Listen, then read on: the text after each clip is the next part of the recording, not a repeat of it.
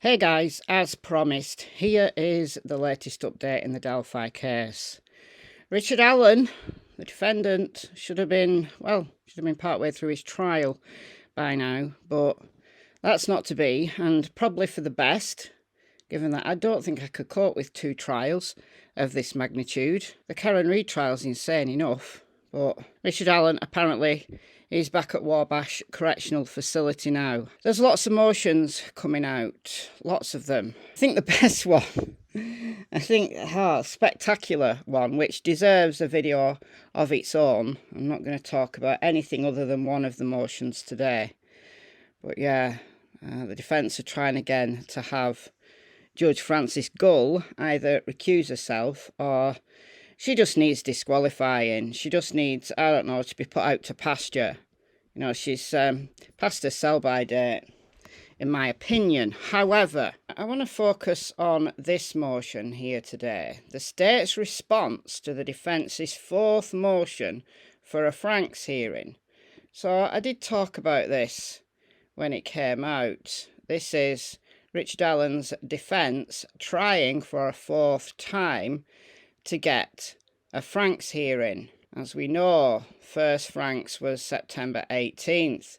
The stunning memorandum that just, I don't know, broke the internet for a while there.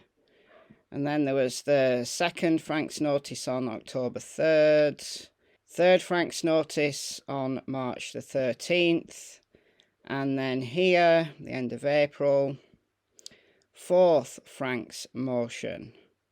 Now, the other 3 haven't been granted. They haven't been given a hearing. They're trying again. And they're trying this time to go for the phone pings. So go and check out the video that I did on this for more detail. But I want to just take you down to point 22 here. Assuming the prosecution's timeline is accurate, there is no way that the phone was not in working condition, so this is Libby's phone, between 9 p.m. on February 13th, 2017, that's the date the girls were murdered, and 1 a.m. on February 14th, because we know the phone was on and communicating with the cell tower at 4:33 a.m. on February 14th. So the girls were found just after midday on the 14th. So I want you to bear in mind this 4:33 a.m. time point here. 4:33 a.m. February 14th. Write it down if you need to. All right, let's go to the state's response. So I'm not going to read this word for word, but read most of it. All right, so the defence makes the same allegations in this motion. So this is Nikki Slicky McClelland who's writing this, as in its previous 3 motions, that Tony Liggett failed to advise the judge of material facts and that without these omissions, the search warrant to search Richard Allen's house, his property, would not have been issued. Now, that's debatable, right? Even if there were certain things that Tony Liggett didn't include in that search warrant, would a search warrant still be granted? I don't know, maybe. They deserve a hearing on the whole thing. So the defence consistently in the 3 previous Franks motions have misstated and mischaracterised facts surrounding the case. This trend continues in this most recent motion. So the information is either irrelevant for probable cause or wholly inaccurate. The state has addressed most of these inaccurate facts in previous replies to Franks motions. The new topic is that the defence is going for the AT&T phone pings from Libby's phone. The defence includes this motion information about pings generated by AT&T on February 13th through February 14th, 2017. The defence also includes statements made by Sergeant Blocher, I don't know, when he was consulted by Steve Mullin, take the S off, about the pings. The information shows that the defence does not understand the information contained in the pings and then exacerbates the problem by mischaracterising the statements by Sergeant Blocher. Further, contrary to what the defence motion states, the defence have known about the pings well before April 26. All right. So, this is Nick's attempt to describe what a phone ping is. Listen, I'm no expert. If you're an absolute genius expert, if you've got a PhD on phone pings, then I'm all ears. Can you just educate us on the actual facts, right? Because I only know the basics, and it appears that there's a little bit of subterfuge, though, going on here in Nick's motion. When AT&T pings a phone, they will send a signal from the tower nearest the cellular device to that cellular device. So, all good so far. From the time it takes the signal to reach the device and get back to the tower, they will determine a location of that device.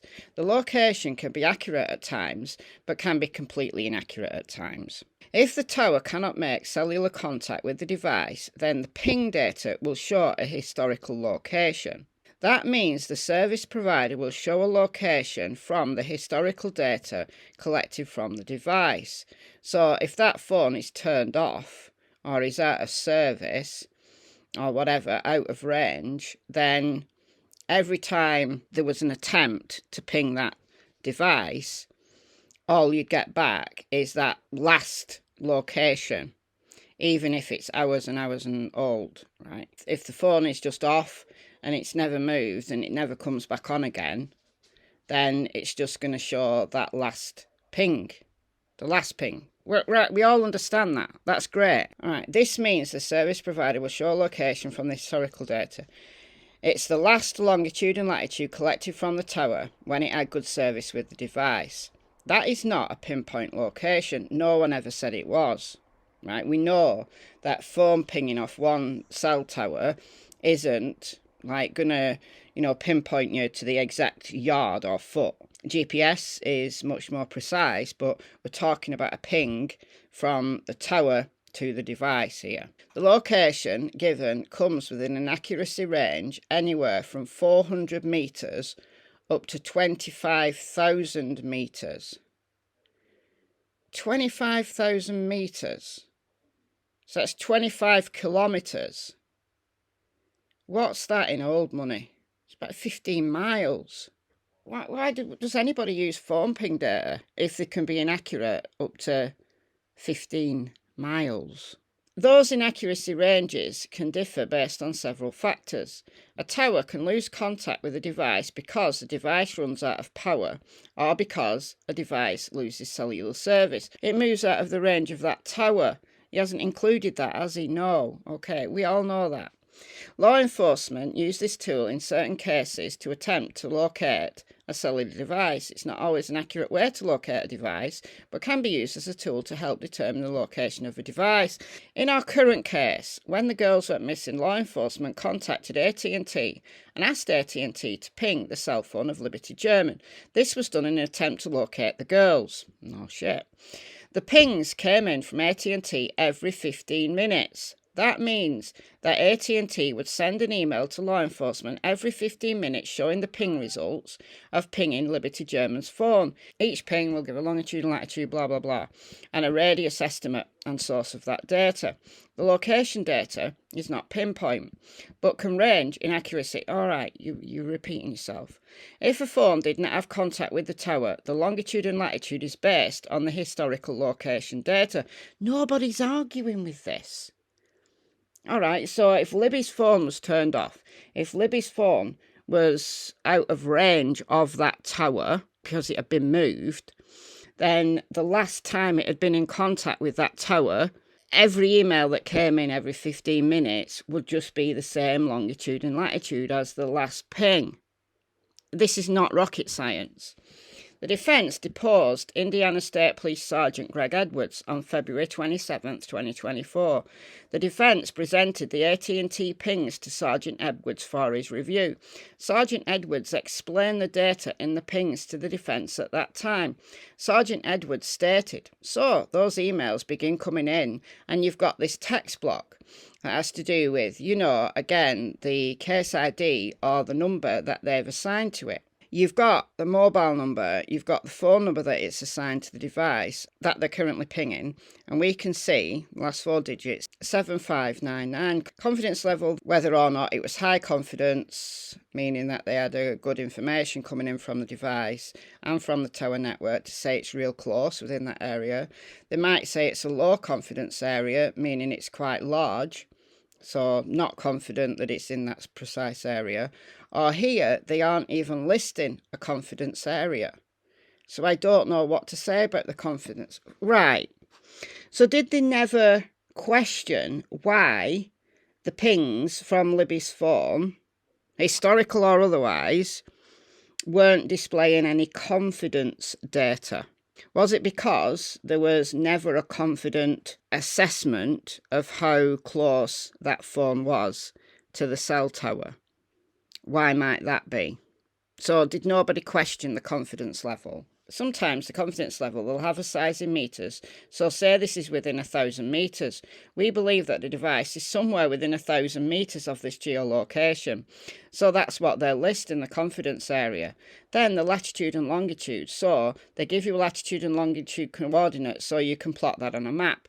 And then radius, location accuracy unknown. So they didn't give us. That's why there's no confidence level. There's no number of meters from that geolocation that associated with it. Why not? Did nobody question that? Why not? And then data source is telling us that it's coming from historical records. That's not coming from the device like live and active. They're right. We've got the idea about historical records. So when was the last actual active phone ping? Are you going to tell us this? Because you can blather on about historical records for another few paragraphs. Nobody's doubting that. The defence has never doubted that there is historical data, because the defence clearly stated that the last actual phone ping, when was that? 1744, if I remember rightly, on the 13th. But then what about this new ping on 4:33 on February 14th. Sergeant Edwards described to the defence how ping works. Then the defence goes on to mischaracterise Sergeant Blotcher's statements contained in Stephen Mullin's report. Sergeant Blotcher reports that from his evaluation, the last contact that the phone had with the cellular tower was 5:44, 17:44 p.m. on February 13th. But the records from AT&T show that there has been no contact with the tower since then. Can we explain the 4:33 a.m. ping? Can we explain that? Because he doesn't seem to have mentioned this at all. He says that the information herein is consistent with the probable cause affidavit, but the probable cause affidavit never had any mention of phone pings in it. So we know all this. Kidnapper ordered them down the hill at 2:13 p.m. No evidence that the girls were ever taken out of the area or that they were brought back to the area. The historical location data from the AT&T pings does not mean that the phone was not in the area during the evening of February 13th. Yeah, but it also doesn't prove that it was. The historical location data from the AT&T ping does not mean the phone was not in the area during the evening of February 13th until the morning of February 14th. So why then was there a new ping at 4:33 a.m? Explain that. Because you don't appear to have done this. You've just waffled.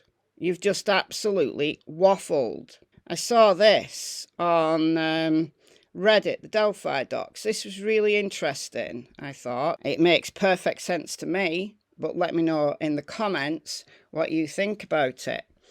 So again, I'm not going to read this word for word, but this is from Syntax of Things 123 from Delphi docs on Reddit. To sum up this response, McClelland doesn't really respond to anything brought forward in the defence's fourth Frank's motion. He sidesteps every issue. Thank you.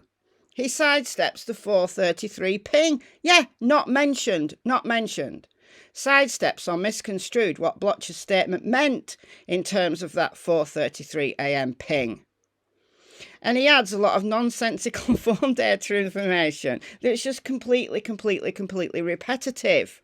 Repetitive. No need for him to remind everyone of these things. So, it wasn't the issue that the defence brought up in this motion. The motion focused on the 4:33 a.m. ping on February 14th. What's with this 4:33 a.m. ping? McClelland has just completely ignored. So it's not responding to pings, it's just giving historical data, and suddenly there's a new ping, a new active ping. What's with that? Slicky Nicky never addresses it. Location of that phone, if the state's theory is correct, would have been under Abbey for the entire time.